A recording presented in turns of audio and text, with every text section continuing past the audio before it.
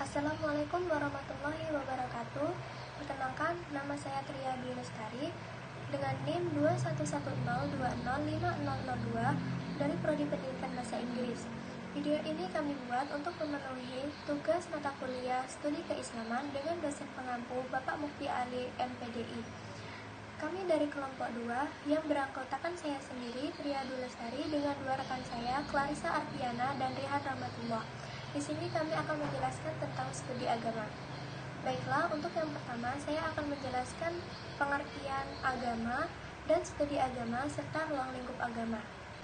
Agama adalah ajaran yang berasal dari Tuhan atau hasil renungan manusia yang terkandung dalam kitab suci yang turun-temurun diwariskan oleh suatu generasi ke generasi dengan tujuan untuk memberikan tuntunan dan pedoman hidup bagi manusia agar mencapai kebahagiaan di dunia dan di akhirat, yang di dalamnya mencakup unsur kepercayaan kepada kekuatan gaib yang selanjutnya menimbulkan respon emosional dan keyakinan bahwa kebahagiaan hidup itu tergantung adanya hubungan yang baik dengan kekuatan gaib tersebut.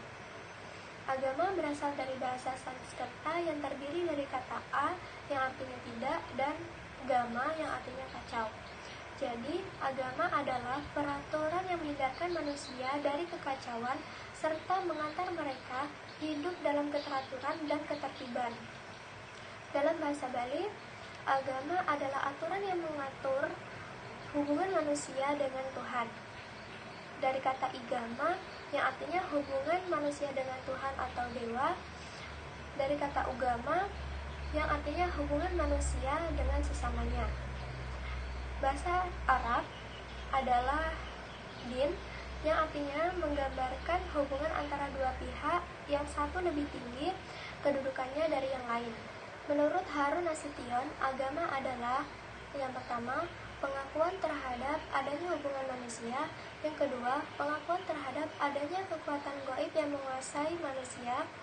Yang ketiga, mengikatkan diri pada suatu bentuk hidup yang mengandung pengakuan pada suatu sumber yang berada di luar diri manusia yang mempengaruhi perbuatan-perbuatan manusia. Yang keempat, kepercayaan pada suatu kekuatan gaib yang menimbulkan cara hidup tertentu.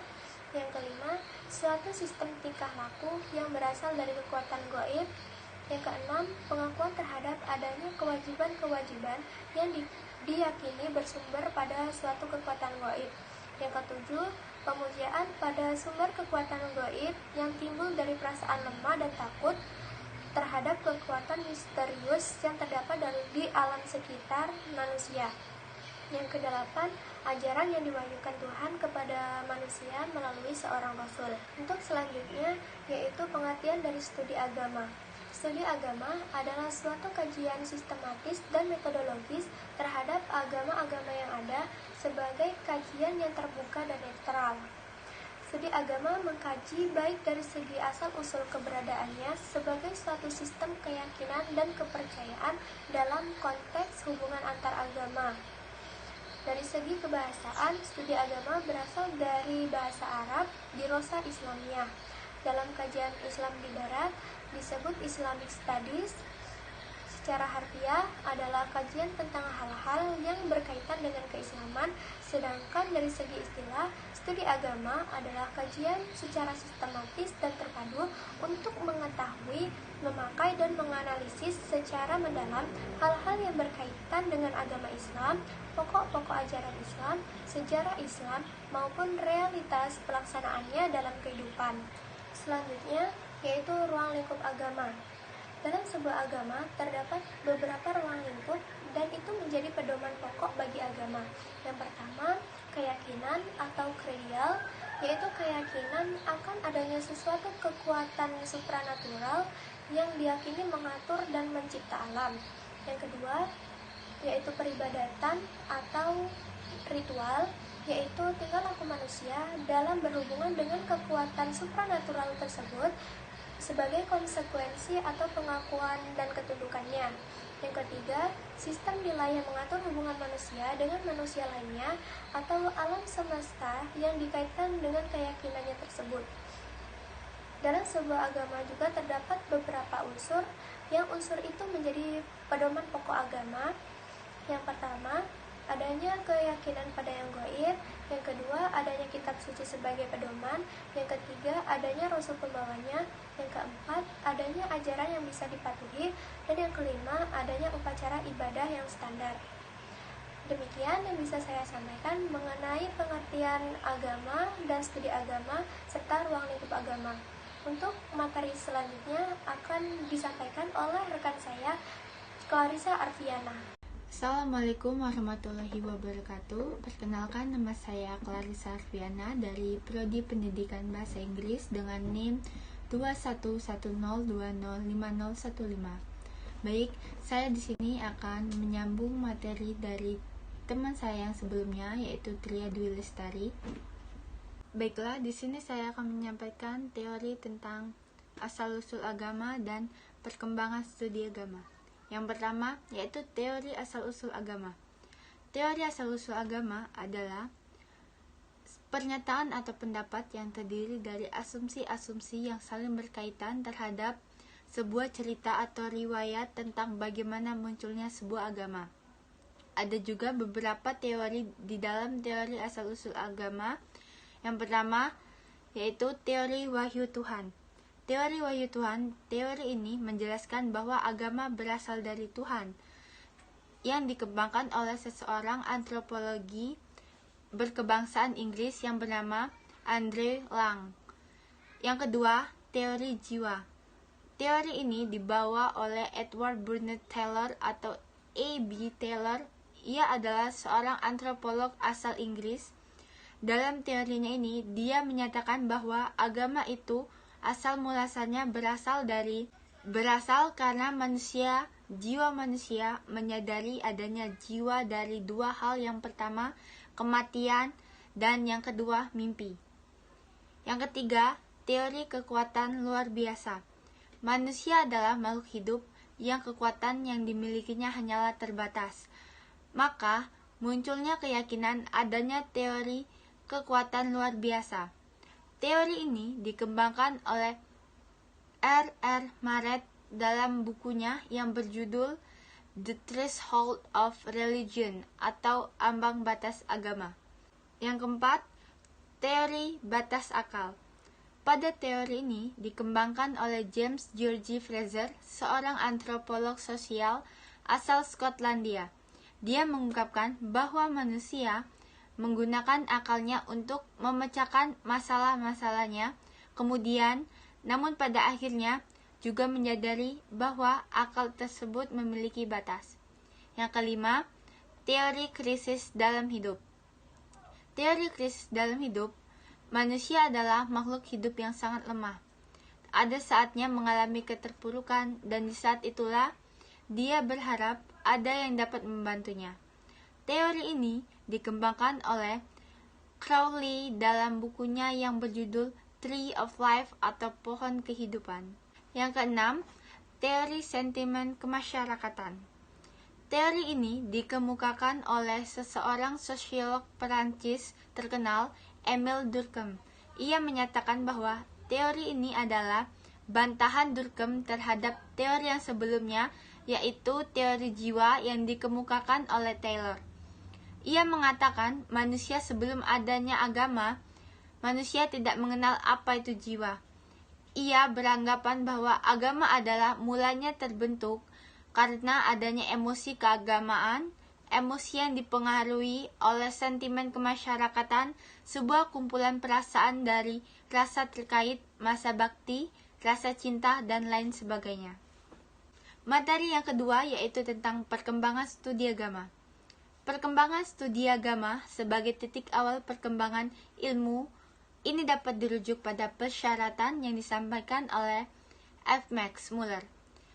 F. Max Muller menyatakan bahwa studi-studi agama didasarkan pada pembandingan agama-agama yang tidak berat sebelah dan benar-benar ilmiah. Dalam perkembangannya, studi agama-agama memiliki beberapa karakter, yaitu 1. Ilmu ini tidak memberi atau menambah keimanan seseorang, Tegasnya, orang yang tidak beragama tidak akan dapat memperoleh sesuatu kepercayaan atau keimanan dari ilmu ini. Yang kedua, ilmuwan tidak membicarakan tentang kebenaran suatu agama. Oleh karena itu, kebenaran adalah soal teologi yang menggunakan jalan-jalan lain yang berbeda dengan ilmu pengetahuan. Yang ketiga, studi agama-agama tidak berusaha untuk meyakinkan maksud agama seperti yang diusahakan oleh penganut agama itu sendiri. Yang keempat, cara penyelidikan studi agama ialah mengumpulkan dan mencatat kenyataan-kenyataan yang terdapat pada berbagai agama yang diselidiki. Baiklah, mungkin itu saja materi yang dapat saya sampaikan. Untuk materi berikutnya akan disampaikan oleh teman saya yang bernama Raihan Rahmatullah. Baiklah, saya akan melanjutkan materi yang disampaikan oleh teman saya sebelumnya. Assalamualaikum warahmatullahi wabarakatuh. Saya Rihan Rahmatullah dengan NIM 2120205027 akan menyampaikan tentang tujuan dan objek studi agama. Pertama, tujuan studi agama. Studi agama dituntut lebih fungsional dan personal. Penggunaan terlalu banyak metode hanya menguatkan intelektual, sehingga secara filosofis arti agama kurang mengisi tuntunan intuitif dan menjawab kebutuhan manusia. Perlu ada arahan agar di dalam studi agama tidak termuat argumentasi yang bersifat konfrontatif, dan studi agama mampu menimbulkan sikap ilmiah yang manusiawi dan simpati yang berpengaruh di dalam kehidupan umat beragama. 2. Objek dan ruang lingkup agama.